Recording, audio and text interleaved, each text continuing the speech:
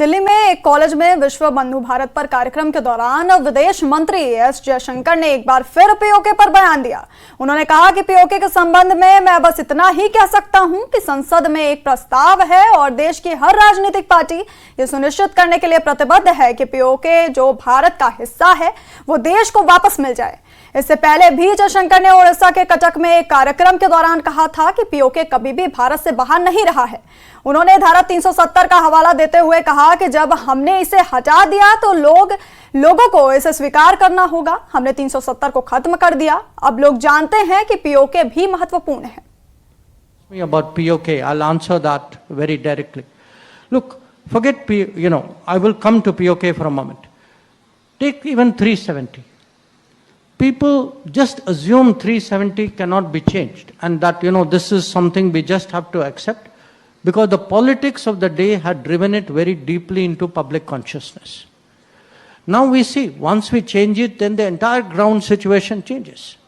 So all I can say with respect to POK, that there is a parliament resolution. Every political party of this country is committed to ensure POK, which is a part of India, returns to India. This actually is our national commitment.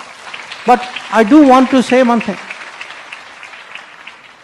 I didn't used to get people ask us about this 10 years ago or even 5 years ago. It is when we have done, when we have put 370 to rest. Now people understand, yes, the POK is also important. So what has happened today is, because we have, finally taken the right decision on 370, I think in the minds of our own people today, the POK issue has come to the front of their thinking. And as they say, before the first prerequisite for something happening is first it must be in your thoughts. Once it is in your thoughts, the rest will certainly happen at some point.